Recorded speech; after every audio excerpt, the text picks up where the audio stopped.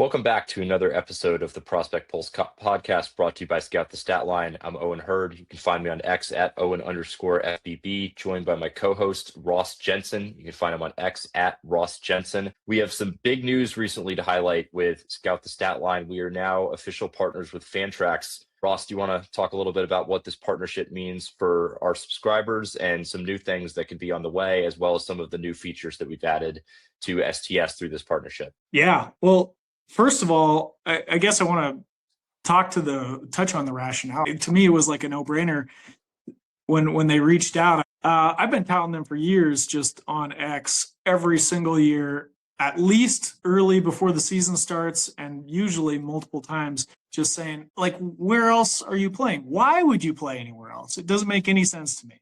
And I have like our own personal migration story because we started at ESPN platform at one point, and we eventually migrated to Fantrax out of sheer necessity. I'd never even heard of them at the time we decided to go down that route. Best thing that we could ever done. We got to start playing the game that we wanted to actually play. Before that, we were kind of making concessions to the platform. So really big deal to me. It's a no-brainer. Everything that we're designing is designed to work with Fantrax because that's my preferred platform. You know, I trust it with my own leagues, so that's where I want to build stuff that's cool. The entire STS system is basically built on the back of like, how can I, get an edge playing fantasy baseball? So it just makes sense that if I'm already going down that route, that we partner up with them. Yeah, so I'm really excited about it. Yeah, no, I think it's a huge step, and obviously agree with you. If you are playing Dynasty, there's not a better platform out there between the player pool, between the features, between the league size. Fantrax makes that as very minimal of a hassle as possible, especially when it comes to those deeper leagues and those kind of very niche settings. So very excited for this partnership, and we now have at STS, you can upload your Fantrax CSVs of players that you have, and we can the STS model will identify the top ones by peak projections. If I'm getting that correctly, a great way to kind of find those under the radar prospects, especially in those deeper leagues where those prospect wires are very, very thin. Help you prepare for your FYPDs, help you prepare for your off season, and how to fill up those kind of empty prospects slots. Ross, I'm very excited to try that myself, and very excited to see how we continue to add on with this new partnership. Yeah, for sure. Speaking of, I'd love to add a couple more elements to people that are listening. The people that are checking into Prospect Pulse are pretty plugged into SDS. So it would be good to kind of talk through this because I haven't really documented it, but we've made a lot of changes to that leaderboard. So you touched on the uploading CSVs directly into them. It's designed to work with Fantrax. You have to go to the major leagues, peak projections, dynasty leaderboard.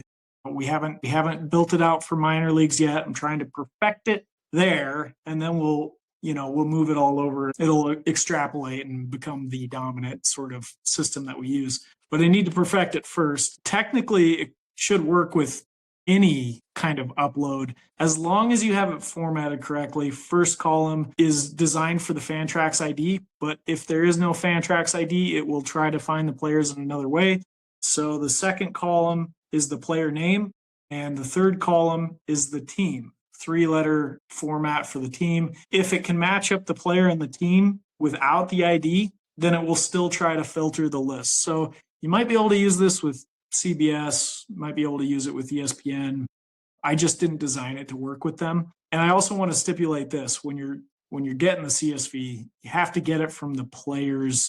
The easiest way, at least, is just to get it from the players section. I'd like to go players, all available players, download CSV, upload it right into the leaderboard. It filters out anyone that's owned. You only get unowned players. If you're playing in a league where you have free agent ads through the season and you have deep minor leagues, I mean, this is a no-brainer. Like, or even if you're in a league where you're restricted to drafts to get your minor leaguers, when that draft comes around and you can just filter on the available players every time you're up to pick, like, you don't have to do research. So to me, it's a huge win. This feature actually exists at Prospects Live too for PLive Plus. I mean, it just makes life so easy, so easy. So check it out. Other things with the leaderboard that I want to touch on: you can create custom lists now on that same leaderboard. So you just go save list. I haven't seen a lot of people trying this out yet, and I'm watching. Check it out. It's pretty cool too. If you have a custom watch list you've always wanted to create, you can do that now. So a lot of really cool stuff. Player pop-ups on there where you have actuals, you have scout grades, you got bio information. We're going to add more to that. I don't want to promise too much without saying that I can actually come through, but I want to create a rank trend over time chart. Like you go to the next page on that pop-up, rank trend, savant style sliders for percentile ranks. There's just a lot of really cool stuff that I've got in mind that I want to accomplish with that. And I think we'll get it done before the season starts. Very cool, especially too on the CSVs for shallower leagues where you kind of churn through prospects, use them kind of more as trade chips, help you fill those kind of extra spots and kind of keep it churning where you kind of have some good names available, but might not know who are the best options to add. Sure, this tool can help with that. I just made a couple big trades, trade away some big prospects in one of my 12 teamers. So going to give that tool a try and kind of see what our options are to fill those slots. One more thing, I didn't even touch on this. We have a new tool at STS. I haven't had any podcasts since this was created either. The trade analyzer. So yes, you can also use the trade analyzer. A fun little fact about the trade analyzer is you can actually type in team names. It's not obvious if you just look at it. So try clicking in there and it'll let you edit those names. If you want to put your league's own names and grab screenshots or whatever, it's just kind of a fun little feature. Trade Analyzer works pretty well, but it's based on STS rankings. So expect the results that you get from the Trade Analyzer to reflect what you see on STS Leaderboard. It is a very cool tool, except when it is being used to analyze my trades in our 30-man, and it has a bias against me. So other than that, I would strongly recommend it. I question it a little bit. I'm just convinced it doesn't like me at this point, but very cool tool. And Ross, I know it can do kind of prospects and players right now. Are we looking at kind of picks in the future or kind of for salary cap leagues? If there's any kind of money exchange, being able to kind of put a value on that. So we can kind of, especially in those kind of deeper leagues where you can trade picks, or in kind of salary cap leagues where you can kind of trade fab money, or like cap space or something like that for a deal. Are there any thoughts to kind of implement those into the analyzer as well? Yeah, I would put it like this: we will do everything we can to improve it and make it the best that it possibly can be, including all those things that you just mentioned. I would like to add them in there. And I also want to throw out that it's not beyond criticism at this point. It's brand new. It took me, hours to set that thing up, really. So it might need some tweaks. And I have made some tweaks already to some of the logic for how we balance the trades out. I think it's improved, but there's going to be more tweaks that are going to have to come over time. So it's certainly not above criticism. Hopefully the people that are using it against you will, I don't know, the logic will be sound enough to where it won't hurt so bad. Yes, I hope so as well. Because I was feeling pretty good about that Logan Gilbert for Nito swap. I sent it was a Logan Gilbert, Mark Vientos, and then Welbin Francisco, I want to say, and I got James Triantos, Zach Littell, Hurston Waldrop, and Zach Nito back, and I was feeling pretty good about that. I like Nito more than Gilbert, kind of even in a 30 team with a premium on arms. When I saw the strongly favors the other side, I'm like, what? Wait a minute. I don't know. Maybe it just saw one of my bad takes that I've tweeted out over the past couple of years and just said, nope, not favoring it. Well, one more thing. I know I already said that once, but we're doing one more thing. We've upgraded the model. So I don't know if you probably haven't checked in on the trade analyzer since the model was upgraded. Maybe you double check on it, because I know Neto in particular was boosted quite a bit in the rankings with the upgraded model. So something to check out. He's up quite a bit higher. I will check that out. I think that one is worth revisiting. This episode, we're going to be doing all kind of FYPD. We have January 15th, the International Signing Day, coming up very soon. A lot of FYPDs are opening up in a few days. So, Ross, to start us off, do you want to run us through any FYPD rankings you have, as well as some targets for every league, deeper leagues, and extremely deep leagues that you'll be looking at in your FYPDs? Yes, sir. Where do you want me to start? Things specifically, you want me to go down a list, or? Yeah, if you want to run through your top 15 to top 25, and then kind of get into some targets for kind of shallower or every league, kind of deeper leagues, extremely deep leagues. So some of those guys that you'll be kind of looking at everywhere, trying to leave with in every FYPD draft some of those kind of deeper league, those kind of 20 plus team targets, and then those kind of extremely deep leagues like those kind of 30 team targets with kind of a lot more upside than kind of present tools, or maybe those kind of super late round picks that really kind of turn your head. So since I haven't made a FYPD ranking myself at this point yet, I'm just really working on my top 100. So the guys that fall in there, I know where they're ordered. But I've got Prospects Live's FYPD rankings up right here. I can tell you who I'm higher on and who I'm a little bit lower on than what they've got. We'll run through the list real quick. This is the order of FYPD that Prospects Live staff has ranked. We got Cade Anderson, JoJo Parker, number 2. That kind of surprises me. Liam Doyle, Eli Willits, Seth Hernandez, Ava Arquette, Ethan Holiday, Jamie Arnold, Gavin Fine. Is it Fine? Fine, I think. Yeah, Dax Kilby, Steele Hall, Andrew Fisher, Ethan Conrad, Kyson Witherspoon, Gagewood. We'll cut it off there. I can tell you who I'm higher on that list. Maybe we do like a little back and forth, and you can throw a name you're higher on, and then I'll toss one back. Yep, who do you sounds got? good. Yeah, so the first name I'm definitely higher on is Seth Hernandez. To go through, I will have my kind of top 50 out probably International Signing Day, so January 15th. But my top 15 right now, I have Tetsuya Imai at number 1, Cade Anderson at number 2, Seth Hernandez at number 3. So I'm kind of three spots higher than Prospects Live. I think given kind of the weakness of bats in this class, and I do think Hernandez has kind of Chase Burns type stuff, especially from a prep arm, that really excites me. I think it's definitely a riskier pick, and I don't think we kind of get very accustomed to taking prep arms at the top of FYPDs, but I think Seth Hernandez is the type of profile that you are willing to make an exception on for that. I have Luis Hernandez, top IFA prospect, signed or plan to sign with the San Francisco Giants at number 4. I have JoJo Parker at number 5, followed by Dax Kilby at number 6. He's been one of the bigger stock risers for me.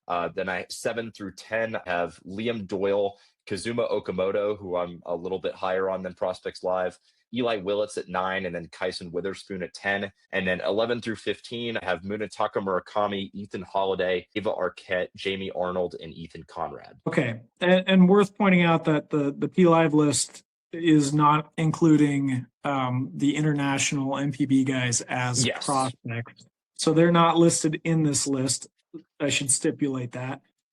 Personally, I have some curiosities with your list, and also, I have some differences of opinions here. I like your take on Seth Hernandez. I just did a prospect highlight on him, electric stuff. Really exciting. A lot of risk, obviously, too. But the scouting report on him is they thought there's plus control potential or command potential with him as well because of his repeatable delivery, which is pretty cool when you're throwing 101, 102 miles per hour. So he's an interesting one. I think I would probably move him up. I'd probably move Eli Willits up a little bit, given his draft stock. Dax Kilby, again, one of those guys, as you mentioned, probably one of the highest early movers based on his very small sample from last year, but the STS model loved him as well. I like Steele Hall a little bit better than his placement on here as well. And then the one where I think we have a little bit, and I'll get into my MPB guys after this, but where we have a little bit of a difference is you had Liam Doyle at number 7, right? Yes. So he is, get that back up. Yes, he is number 7 for me, right behind Dax Kilby. A little higher on him, probably than you and Prospects Live. I might have him, within the top 2, not including the NPB guys. Imai, you had number 1? Yes, I think it generally, I kind of went back and forth a little bit. All of Imai, Anderson, and Hernandez, I was kind of considering for my 1-1. I think, and I can see going kind of any number of ways with this. I would much rather Seth Hernandez as a kind of rebuilding team with the 1-1, but I think Tetsuya Imai, with his proximity, I'm a bit higher on the stuff than I would say some people are, and I really like the fit too with the Astros. So I think he's my number 1 for right now, but I think 1 through 3 for me can be interchangeable in a sense of team context. Definitely can play a role into either of those. So it's really interesting. I think the NPB guys, I feel like this class overall is a little bit weaker, but the NPB guys are worth a hefty conversation about. Imai has gotten a lot of helium, and I think it's probably becoming more, at least among industry people, more of a consensus to have him as the highest of those guys. Maybe Okamoto, I don't know. But I think there's a lot of fading with Murakami going on. Interestingly enough, we did introduce NPB to MLB projections in the STS model. I don't know if you've gotten a chance to check those out. They do not love Imai. Not to say that they're bad, but they're not like top of the rotation sort of pitching arms. They're just very, 3 or 4 sort of kind of back end of the rotation kind of innings eaters type. So I think there's maybe a little skepticism in there about whether his gains in his control are sustained in his projection. At least that's what I'm kind of reading into it. And Murakami projects really well. Like not like a superstar, but he projects really well for power, only projected to hit 224. So not a guy that they're projecting to hit for much average at all, but really good power. STS has him ranked number 5 among prospects for prospect hitters. So that's pretty good. And I think I'd take him number 1. And I think this is now like it's the position I've had, but I think it's now becoming controversial. But I think the power is legit. It's mammoth. It's 80 grade. STS has it at 70 right now. They're wrong. It's 80. It's an 80 grade power. And I'd rather just go with the guy that has the upside to be worth that pick. And to me, that's Murakami in a weaker FYPD draft. Okamoto, I'd have him a little lower, but I'd still probably take him fairly decently high as well. I think for me, and it's interesting because I think we have some differing approaches to FYPDs in this sense, is like I'm generally more favorable to kind of upside even when the risk is higher in FYPDs. But I do think with Murakami, I don't have any questions about the power. I think it's everything else in the profile that kind of gives me pause, and I don't think I can kind of get there for him as kind of, a top 5 FYPD pick. The contact skills give me a lot of concern. The defense isn't great, which I think hurts him a bit on the PA side. Struggles against non-fastballs. Like I really think, and I was just kind of talking about this on the Sports Ethos pod that I was doing right before this. I think a very realistic outcome for him is a Joey Gallo type player and a hitter who will struggle to hit 200. I don't think his OBP skills are as good as Gallo's, and I think that we realistically could be looking at a guy who, looks like it's more like a AAA player at times. So I think it's too much risk for me with where he's at. I think end of round 1, I would feel comfortable taking a shot if I'm contending now, but I think 2, I'd much rather kind of take a shot on a lot of the guys in that same tier, even if the upside might be slightly lower, such as Ethan Conrad, that I think is, if all comes together, can be a very, very good fantasy player. I think there's more guys kind of in that range, and generally I'm not the biggest fan of kind of one tool projection players for fantasy, although I think the home runs and points leagues are a big plus. But I think too, it's just, I think this is a better year. I think we can agree on this, is to pick like in kind of the later round of round 1, kind of early round 2, have a couple picks in that range, and kind of get the top of the draft and end of round 2, as in kind of a traditional snake in FYPDs. But I would rather I'd rather have some of the guys that I kind of have, in my kind of back into my top 15 or just outside my top 10 range. Like I think Eli Willits, I've kind of lowered on, just don't know what the power projection is, but I think he's a much safer floor than Murakami, and I'd rather bet on Willits kind of growing into 15 home run power with a good hit tool and average speed than kind of Murakami, who, if he's not hitting 30 home runs, isn't necessarily a fantasy asset in shallower leagues. So that's kind of where I'm at with Murakami. Well, let me tell you what the projections say. They say that you're mistaken about his on-base skills. He's projected to walk at a 15% rate, which puts him 1% below Aaron Judge and 2 below Juan Soto. That's extremely high. They do see there being serious concerns with the contact. As you mentioned, he is projected to strike out, I think, 35% of his plate appearances. It's an insanely high strikeout rate, but 30 home run power,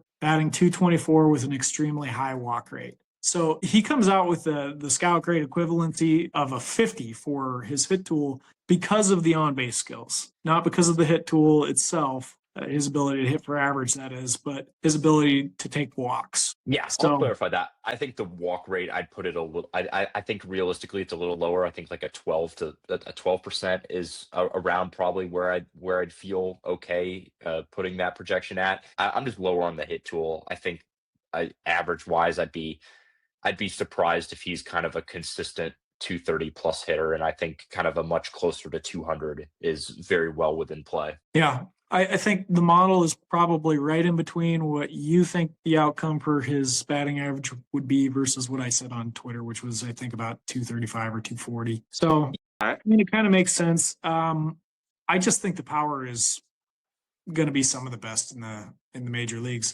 And you know what? Here's another thing. That stat about him being able to hit velo is wrong. Like it's been parroted as this belief that he can't do that, and it's not even accurate to begin with. So unfortunately, it's one of those things that somebody caught on to, and it just spread like wildfire. And I'm not even saying that the person that first quoted that intentionally did that. I'm just saying it's not right. So Well, the sample size matters too. I'm pretty sure that was what, like a 54 pitch sample, yeah, or in that whatever, original something like that. sample that they quoted, yeah, I think so. Yeah, and Yeah, I think too, especially I think that the higher K rate and the contact skills being where they are, I think he's going to have a big adjustment period against MLB pitchers. So I don't even necessarily view Munetaka Murakami as kind of an FYPD pick, where if you're kind of a contender and you're drafting, you don't kind of want one of these. You don't want a guy who's kind of a year and a half away. I don't even think he's a guy who you can plug in kind of day one as your kind of, starting corner infielder. I just don't think the rest of the profile outside the power is that good. And I do think that kind of like Gallo, we may see some years where he can hit 30 plus home runs. And I think there's going to be some others where, it's hard to justify starting him if you're the team that he's playing on every single day. And I think as a result, it's just not a fantasy asset in shallower leagues. And I do want to get into, I think we covered round one a good bit there. So do you have any kind of deeper league targets that are kind of standing out to you? Those guys that maybe if you don't get, somebody you like a Willits or a Murakami, and with your round one pick that you'd be trading back for, or kind of looking to target with your second or third picks? let's see. Looking through the list right now, there are some names that kind of stand out to me. Depends a lot on league depth. Are we talking like 15 teams, 12 teams? Yeah, let's say kind of deeper. I kind of define as kind of like 18 plus. Okay. So I think one that stands out to me is, I just lost my list. That's great. Is Bremner. He's one person that kind of sticks out to me. That'd probably be getting into the third round. Maybe Gage Wood. You might be able to nab him in the second. I'd be looking at that if he's available. What about Loy? He's somebody that I think you could probably nab. It seems like his stock kind of fell, but he's somebody that I think would be a good one to look at as well. Yeah, I'm not the biggest Aloy fan. Just kind of have concerns about the strikeout rate and kind of the hit tool. But I think kind of power speed wise, he'd be somebody that I would be kind of willing to take a flyer on. I just think at cost when he's kind of in that, I think I've seen him in the drafts that I've done, not too far separated from a Chase LaViolette player, and I'd rather take the swing on LaViolette, where I think the power and the speed is both better, and I can stomach the hit tool risk a little bit more. So three more guys that I would mention as plays that I would probably make are Ike Irish, Cruz Schoolcraft, and then getting a little deeper, probably back half of the third round, Corbin Dickerson. Yeah, I saw Dickerson a lot in person. I think he's very, very fun potential if he can kind of if he can contain the chase rate. But a few of mine, I really like Charles Davalon. That's kind of one of my bigger targets. I've seen him fall outside the top 40 picks in FYPDs. I think that's a mistake. I think the hit tool was really good. I think the ratios are going to be good. I think for his size, he's just 5'9", 190, hits the ball hard. I think lifts the ball well. I think there's maybe there's kind of 15, maybe teens in the home runs, but the contact rates are really good. Doesn't chase much. I think this is just kind of one of those where at worst I kind of see a big league regular in some capacity. And I think, an uppercase outcome could be a kind of contact over hit every day, kind of maybe like a kind of Tommy Edmond type player, and he's going to steal a little bit too. So Charles Davalon is one that I really like where he's going. Another Dodger, but Landon Vitorek is a really fun profile that I like. The power speed is both really good. Doesn't chase much. He's a good athlete. I think a lot of the hit tool is more of a passivity thing. And I think too, when I kind of see that over kind of, oh, it's like kind of more of a swing and miss issue, a lot more encouraged. But I think I think the power and speed could both be 70 grades. I want to see him be a bit more aggressive, but no really glaring holes for me in that profile. It's just kind of a profile that I like to bet on. And then not going to go through all of mine. I'll kind of have this kind of a more in-depth list out tomorrow. But another one I really like is Henry Godbout with the Red Sox. I think it's just kind of like similar to like a Chase Meadroff type profile, but I think there's a bit more pop there. And I think, they've had a lot of success kind of improving bat speed. I think, with his profile, good hitter, good on base guy, kind of solid around the board. Translated well with wood bats, but I think he could be even if he's kind of a 15 home run guy. I think the rest of the profile is kind of enticing enough for me, especially when you're kind of getting into the third round, where if any of those picks kind of become a potential everyday regulars in the big leagues, you're kind of happy with that. So those are three I like, and just to throw one more out there, but another one that I'm very much kind of a fan of, Red Sox arm, is Anthony Ianson. I mean the fastball velo is usually it's not kind of my type of profile, kind of sitting in the low 90s and kind of hitting upper 90s. But when you kind of have the 2+ secondaries that he does, we've seen the Red Sox work a lot with fastballs. Totally added a few ticks to his after he's been drafted. I don't think he's going to be a number one by any means, but I think when you're kind of getting outside of the top 60, maybe even top 75 picks in your drafts, to get a guy who can be a number 3, who played really good comp in college and was kind of a weekend starter for LSU his senior year. I think there's some good value there. Definitely could add a little bit too, but 6'2", 210, so not bad size too for a starter, but I think just a very high probability starter in the majors. And so I think, if I'm taking kind of risks early, he's kind of a safer FYPD prospect that I'd be looking to target in round 3. Yeah, one guy that the model really likes, based on his small sample debut last year, is Kane Kepley. I think the model is probably overestimating his power a little bit, but what they are seeing is a guy that can hit for average and get on base. And he's a college bat, so I mean he's definitely more mature than his competition, I think, that he's played so far. But I don't think there's any denying that it was a good debut. Yeah, I think too. Like I know I kind of have some differences with a lot of those kind of low power hitters. Like I'm not a big kind of Caden Bodine guy in drafts. But I think a lot of what I'm looking for is fit. But I do like Kepley. I think especially in OBP leagues, I think the rest of the profile can cause like those kind of low power guys to be a little bit overrated, especially in kind of OBP formats. And he'll kind of give you some stolen bases, solid hitter. I think Kepley would definitely have some intrigue for me depending on the format. And then do you have to the last part of that, do you have any kind of extremely deep league targets, like some kind of 30-man targets that you would look at in kind of the mid rounds? So kind of looking at probably around kind of after the top 100 picks of FYPDs have been made. Yeah, I mean, at that level, you're kind of shooting for, I don't know, pure upside. I think there's two names that kind of stick out to me. Nolan Schubart is one, big power guy. There's a lot of risk in that profile as well, but I think I would take the flyer at that level. I don't know if I'm going to say this name right. I've never heard it pronounced, but Pico Cone. Yeah, I think you're saying that right. Yeah. Those are two guys I think I would look at. He's another high risk, high reward type. So yeah, I think for the moon.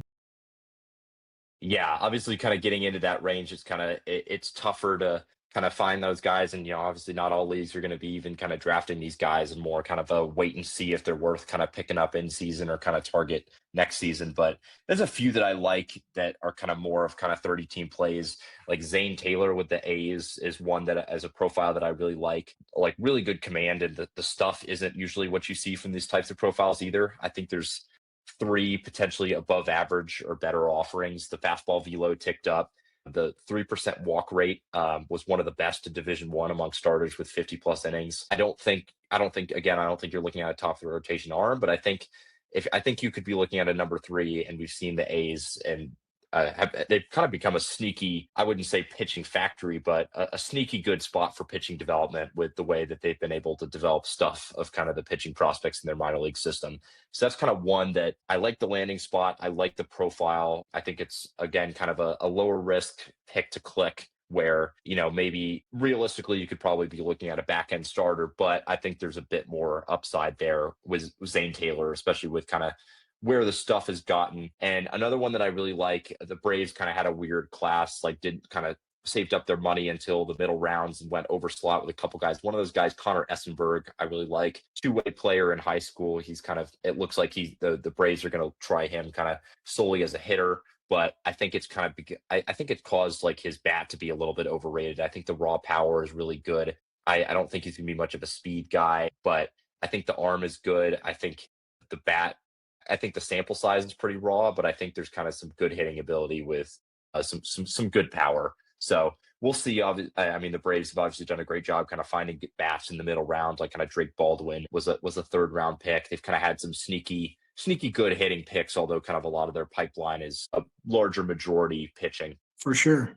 Yeah, agreed. And then moving on to a couple big questions from round two. Now that we kind of covered our targets in round one at FYPDs, is Jace Laviolette a value in FYPDs? We were kind of talking about him as a potential number one overall pick in the 2025 class before kind of last season. Maybe you can attribute some of the kind of K rate to injuries, but there's no denying the tools. So do you think he's kind of a value in round two? We've kind of seen him consistently in kind of outside of the top 25 picks at FYPDs. Are you kind of scared off by the hit tool risk, or are you willing to kind of give him a little bit of a pass due to the injury and buy the power and the rest of the tools? In general, I don't think I was ever a huge fan of his profile coming even into this year. But I think when you're looking down at that level, yeah, I think I could see some intrigue in nabbing him in the second round, especially if you're looking later in the second round. Early on, there's probably some other guys I would probably rather take a chance on, but getting later into that round, absolutely.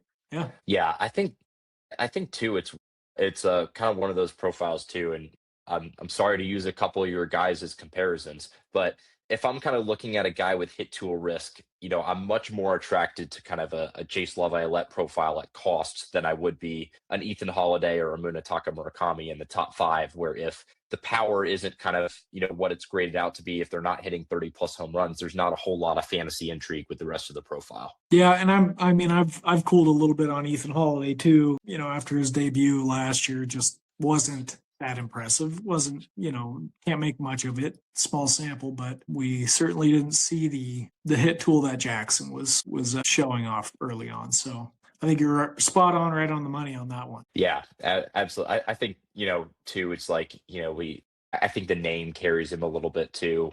The Rock, I'm a little bit intrigued by the regime change in the Rockies, kind of bringing on Paul De Podesta, one of the kind of Moneyball who he's based on. I'm interested to see. I think they're kind of heading in the right direction with kind of some of their picks and kind of finally getting a guy who will kind of get these kind of, good stuff starters over these kind of ground ball pitchers that they fail to develop time and time again.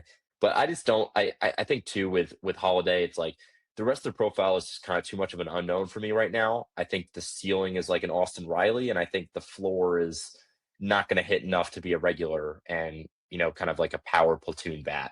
I think too, like Ethan Holiday is one guy, like, yes, I would take him at the right cost, but I think when you're looking at like a, probably top half of round one versus maybe kind of a middle of round two in Holiday to Jace Laviolette, I'm a lot more kind of inclined to take the shot on Laviolette there. Mm-hmm.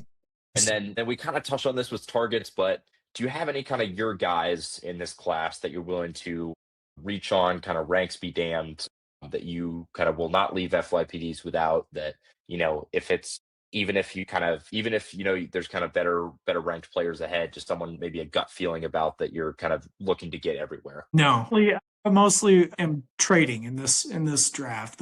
That's my strategy. That's what I've done. So there's nobody that I'm that hung up on, Though, in the spirit of the question, I will give you an answer of a guy that I have landed in at least a couple drafts, and usually about the second round, somewhere in there. If I see him around, and that's Ike Irish. I just like the profile that I'm seeing from his collegiate days, and so he's a guy I'm nabbing. Another catcher in the Orioles system. Yeah, I think one that I'll throw out, and I do like Irish a bit. I think there's kind of a pretty wide range of ranking. I've seen him kind of everywhere from kind of just outside top 10 to kind of more of a top 30 guy.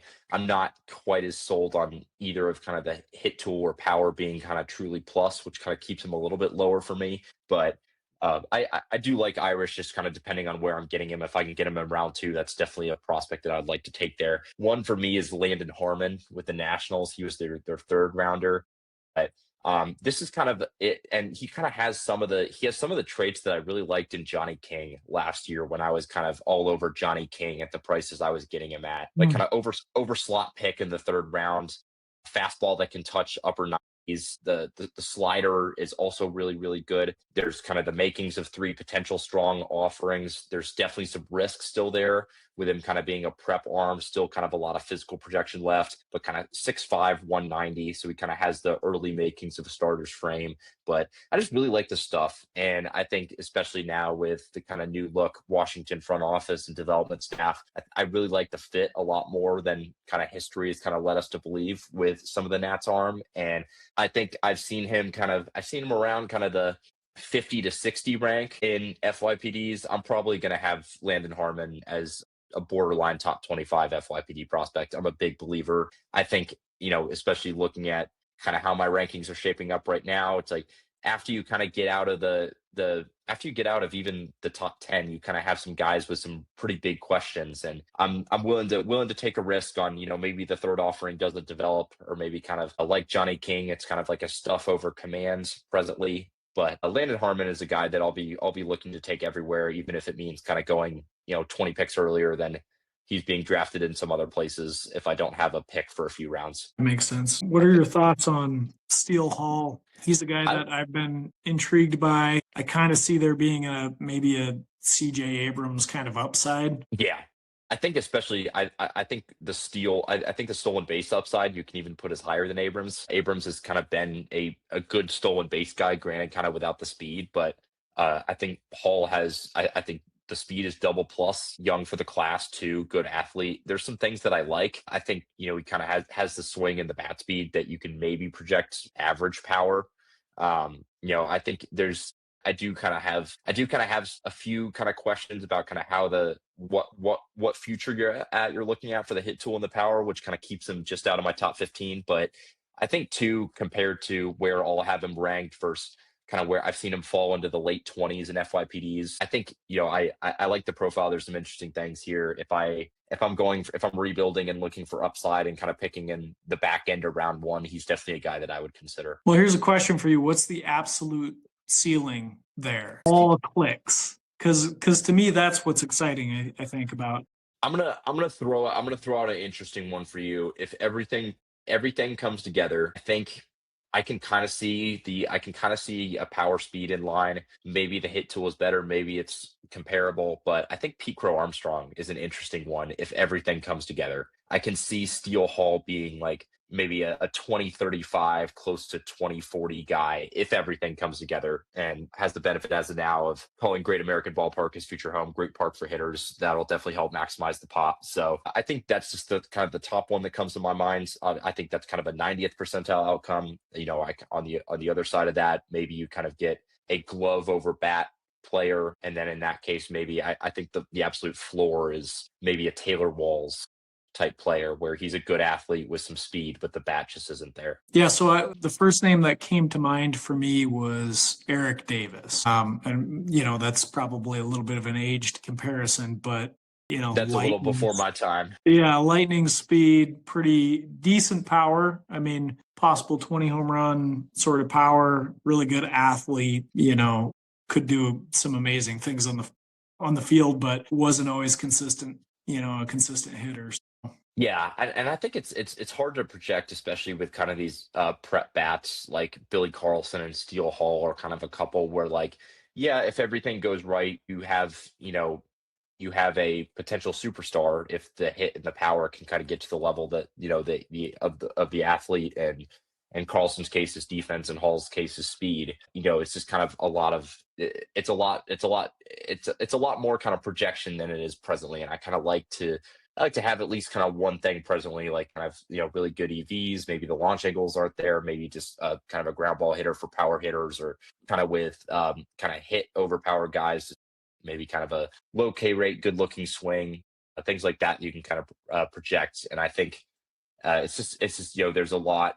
These Hall is probably 4 years away from making a big league debut, and I think with this kind of profile where it's kind of the athlete's it's a fun profile to bet on. I think it's one that I like to bet on, but I think I'm kind of comfortable with Steele Hall and kind of I would be more comfortable with him in kind of medium leagues as an early round 2 pick than I would kind of late round 1. Yep, makes sense. And then getting into some more kind of the general FYPD questions. What do you think are kind of the strengths and weaknesses of this class, and kind of how is that influencing how you approach FYPDs, whether that's kind of seeing what kind of trade value you can get for your picks, or kind of trying to trade back into a range of the draft where you feel like the kind of tier difference between maybe the round 1 and the kind of round 2, or the late round 1, kind of round 2, round 3 prospects isn't all that significant. How are you kind of approaching this class, and kind of if we're looking at this class kind of 3 years from now, what can you see kind of being kind of the bright spots versus kind of the holes that this class is lacking compared to some past ones? So, well, I'll fully acknowledge.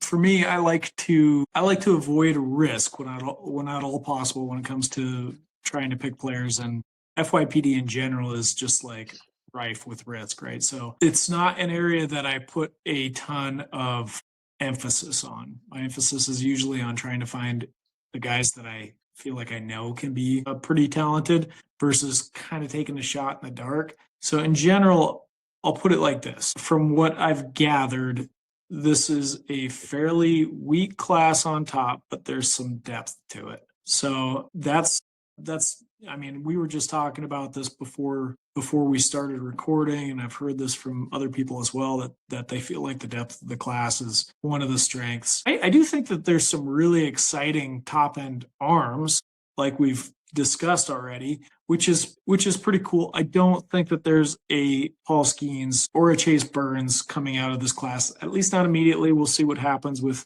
Hernandez over time. As you were talking about, the stuff is there. We've just got to let him develop a little bit. So I don't think we've got anything quite like that. We don't have a Wyatt Langford. If I'm not coming out of this with a very top end pick, I'm probably looking to trade down more so into later years, not so much trade down in the draft, more because I'm trying to find the more sure things. That said, trading down in the draft is probably a good strategy if you believe the commentary that there's more depth in this draft. But I think if I'm not getting a Willits, and I'm not getting a Murakami, and I'm not getting a Hernandez, I don't know that I'm super excited about where I'm positioned. Yeah, I tend to agree with you. I think in round 1, after the kind of 6 to 8 range, my kind of interest in picking rather than seeing what I can get in a trade, I'm a lot more interested in seeing what I can dangle it for. I've kind of talked about kind of my approach to FYPDs in the past, but especially in deeper leagues, I have very minimal interest in picking with my first round picks, especially if I'm contending. I would much rather, especially with having an early second, if you were kind of potentially if it's a snake in a 30-man, I would much rather kind of see what I can use. I've used first round picks in 30-mans for Bobby Witt Jr. and Fernando Tatis in 2 separate deals. I have zero regret over doing that. And I've also been trying to stockpile 2027 picks because that is a class that I'm extremely excited about. So I agree with you on the trading down. If I have some picks in kind of deeper leagues in kind of round 2, I would be very willing to kind of move down around, add a second or a third rounder in 2027, which I think will be a potentially generational MLB draft class. And I think even in shallower leagues too, especially those with kind of in-season waiver ads, I think we see around kind of FYPD years, like somebody's got a guy that they want. If you don't have a guy that you want, don't force yourself to pick there. You will probably get a better prospect or a better offer than the caliber that you're getting at this pick. But I think I agree that kind of pitching definitely feels like the strength of this class. Like with Burns' year, Burns and Hagen Smith were kind of the 2 arms that we were kind of talking about as kind of top 10 FYPD picks now between Cade Anderson, Imai, Seth Hernandez, Liam Doyle, Kyson Witherspoon, maybe even arguably Jamie Arnold, you could be looking at having kind of 6 pitchers taken in the top 10 of FYPDs. So I think pitching is definitely the strength of this class. I think especially on once you get into the depth, do definitely, but I think once you get into round 2 or 3, I feel like, and maybe it's just kind of it being the FYPD time of year, but I feel like this class has kind of some more sleeper targets in round 2 or 3 than previous classes, where previous classes you kind of get out around 1, the tier drop off kind of drops off considerably. But I feel like in this class, you can look at a lot of guys in kind of the round 2 or round 3 of FYPDs, whether that's kind of Xavier Nyans, who I've seen kind of go outside the top 25 picks, or kind of a Nick Becker, who is a target that I really like in every FYPD, or like a Quentin Young or a Jaden Faust. It feels like there's a lot of guys when you're looking at the guys taken ahead of them who, if we're redrafting this class next year, who could be kind of first round picks. So I think there's really a lot of kind of I would be looking to acquire as much picks as I can in the second, third round of my FYPDs, and I think there's just a lot of targets that I like that will end up greatly outperforming their draft position, and especially once you get out around 1. Yeah, I think those are pretty good takes. One thing I would just add is, despite none of the NPB guys signed for the kind of money that I think they were originally expected to get. And that's one thing I wanted to mention about Murakami. I was expecting more to come for him, but he signed a short-term deal. I think he believes in himself. But nonetheless, I don't think we're going to see star power coming over from the NPB like we've seen this year for at least a couple of years, at least 2 or 3 Agreed. years. So this is really the year for those guys to shine. We'll see how well it translates to the majors, but it's really like we've had some guys over the last few years that have been really surprising, really talented guys, and I just don't see that. I think the next one is Yamashita, and he's, I think, at least a few years away. I haven't really looked up the posting expected dates recently, but I think he's at least a few years away. KBO, we've got a long time. Yeah, and I think there's a lot of arms too on the Japanese side that we've kind of talked about as potentially coming over last year or this year, like Kona Takashaki, that have kind of dropped their stock and their teams haven't posted them. And also just kind of where the current status of the posting system is like when you have I think especially with this class with Imai and Murakami both signing for considerably less than projections we're having them get, there's become less incentive for NPB teams to post their players because of what they're getting back from the posting fee that they've gotten, outside of like those kind of elite guys like Yamamoto who netted, I believe was it Cebu, who got them like a very hefty kind of posting fees. I think that's something that we're going to see come up too in the CBA negotiations after this upcoming season, is because I think in a lot of ways, like I think the talent too is like, rarely there's kind of a Yamamoto type caliber player that's posted, and more often you kind of get on the pitcher side like the Shota Imanagas, and I think Imai is closer to Imanaga. I think he's better than Imanaga, but I think he's closer to Imanaga than Yamamoto, and you get kind of a lot of those mid-rotation starter types that just won't command kind of top dollar. And I think too it's also kind of incentivized NPB teams to kind of refuse to post their players early. Yeah, I think Sasaki and Otani have kind of proven you can get around that in some instances. But yes, I agree with you. I think you're spot on. And I'm not seeing that talent in the pipeline right now either. But to your point about Yamamoto, like how many Yamamotos have ever signed from the NPB? I think he's really the only one, unless you want to consider Otani in the unicorn conversation just in general. He's obviously up there too. I think you probably have to go back to when Tanaka was posted to find a kind of comparable NPB pitching prospect that received kind of that level of buzz. Yeah. And even that, I think Yamamoto's is more than Tanaka's. Yeah, so maybe. I don't even think Yu Darvish was quite there, but he was a hyped prospect when he came over. But that was KBO, right, if I'm remembering correctly, right? Or was he? I believe he was KBO. I think he was NPB.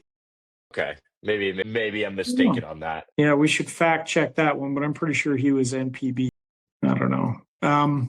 In any case, I don't think it's super important to verify right now. And To end, a last question I want to ask you to kind of end our FYPD episode is there kind of any development fits that you're super interested in? Like, obviously we kind of turn our heads when the Rays trade for a pitching prospect, but kind of any like draft fits that really stood out to you is like, man, I really love the way this profile kind of fits in with this org's development or the kind of caliber players they've developed in recent years. Yeah, I don't know if this is a good answer. We just talked about him, but Hall with the Reds, I think is a really good fit. Who stands out to you? Yeah, I think one that stands out to me is Peter Cussow with the Mets. The stuff ticked up a lot his senior year of high school. 6'5", good extension. He's kind of up to sits kind of 93, 95 with the fastball. The slider is a potentially plus pitch. Kind of they're developing a changeup, and kind of the breaking ball looks promising. So I think there's a lot for the Mets pitching development to work with.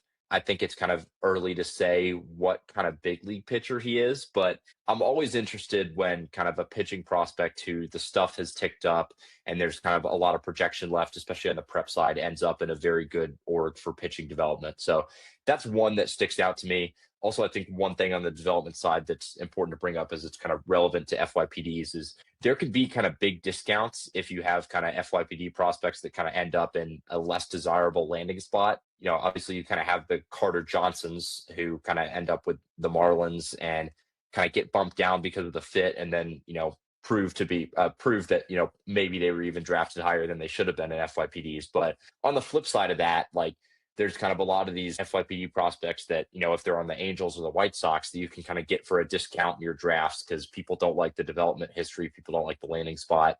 I think too, it's more important to kind of focus on value and don't get caught up with kind of maybe a less than ideal fit or a poor developmental history if you're kind of getting a 20 plus pick discount on a guy who should have gone much earlier. Like I think this was like Trey Gregory Alford was one last year that I really liked. Angels right-handed pitching prospect was up to 100 miles per hour with his fastball. He set like an 11th round record for the bonus money, which really caught my attention. And now I think he's probably a top 200 prospect right now. And I was getting him in the 5th and 6th round of FYPDs in my 30 mans when I was drafting him. And I think a lot of that was because of the landing spot. That's interesting. I mean, another one that stands out to me is Jamie Arnold with the Athletics. We kind of touched on the reasons why for that. Who else? I like the fit of Ethan Conrad with the Cubs. Those are probably the ones that I would highlight the most. Here's another one. This one sticks out to me a lot, especially because of how the last kind of prospect they kind of drafted like this panned out. That being Nolan McLean is Mitch Voigt with the Mets. Kind of focused on hitting full time last year. The walk rate almost doubled. The K rate was cut by almost 10%. Hit really well. Granted, Big Ten is not kind of the best comp in college, but for someone who's been hitting, not for hitting full time for just a single year in college, like I'm very interested in Mitch Voigt. I think he's potentially a above average regular at second base. I think the speed is plus for me. I think the raw power has that potential as well. And after seeing kind of that success, I'm very interested in Mitch Voigt, and I think especially in kind of round 3 of FYPDs, I'm extremely interested to see if he can be kind of a big riser in 2026. And I think there's a lot of encouraging signs for someone who's only been hitting full time for a season. Yeah, that makes sense. That's a good call. Yes. He's young for the class too. Like he turned 21 at the end of September. So kind of younger for a college bat. So very interested in Mitch Voigt, and I think that's kind of one that kind of gets my attention, and I think could reap some big rewards for the Mets, who have shown that they've had a lot of success kind of drafting former two-way players and kind of focusing them on one area. Yep. I did fact check it, and Yu Darvish was NPB. Okay, that was my mistake. Maybe that's Kikuchi that I was thinking of. That was, or there's one that was a big. There's one kind of pretty decent MLB pitcher who's a big. It was formerly a KBO pitching prospect. I'm blanking on who it was. I think Kikuchi was MPB as well. But anyhow, that'll do it for today's episode. Thank you all for tuning in. Good luck with your FYPDs. If you have any questions, me and Ross, I'm sure we'll be getting a lot of those in the coming days. And I guess there's kind of one more to end it on, but what would you say is kind of your most guiding piece of advice when it comes to navigating MVPs? Something that's kind of been kind of very firm in your kind of draft philosophy over the years. For me, it's probably falling back to expert advice more so than me trying to go gut hip check when it comes to FYPD for sure, because I'm not a scout. So I need to fall back a little bit on scout advice when it comes to FYPD. Then, the second piece to that is that if you see something, especially when you get those little snippets of early data when a player has made their debut, like react to it. We were talking about Dax Kilby, like that. You got to react to that. You got to respond to that. Same thing happened with Jackson Holiday when he was coming up, and all of a sudden, maybe now with people being a little bit down on Jackson Holiday since he's made his MLB debut, you got to remember at the time it was Drew Jones or Jackson Holiday. You had to pick between one of those two guys, and you were probably going to pick Drew Jones, and he's still years away from the major leagues. So that little bit of data told you everything you needed to know about him. Yeah, I think one for me, and I think that's really good, is just, obviously don't get carried away with a pro debut, but if the underlying data, if there's a lot of buzz around that, don't kind of disregard that for being a small sample size. I think one for me, and I still see people do this all the time.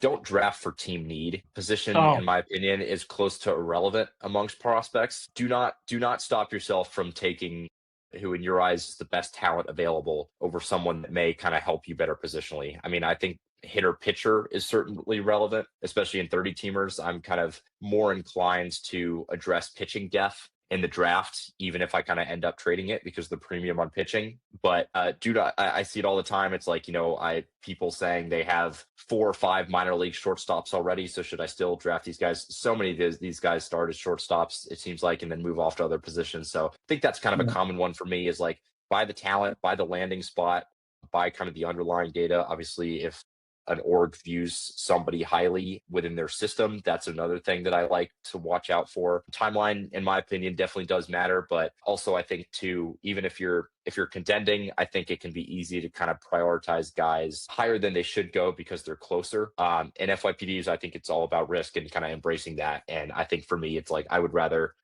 buy the prep talent who, it could be a potential star over maybe the kind of, college bat that's closer, maybe fills a need and could be solid. I think that's really good advice, and I think that applies for every prospect draft. Draft the talent, not the position. Figure out the position later. Yeah, and every year I kind of get questions about this of like, what's the long-term defensive home, or, I already have so many shortstops. Should I take a kind of outfield Yep. prospect? No. Another one, this is a good one to end it on, but in my opinion, if the bat is good enough, if the talent is good enough, the rest will work itself out. 100% agree. Advice I give Uh, every year. All right. Well, thank you all for tuning in. You can find Ross at Ross Jensen on X. You can find me at Owen_FBB. A lot of content coming out pretty soon for FYPDs, and we will see you all next time.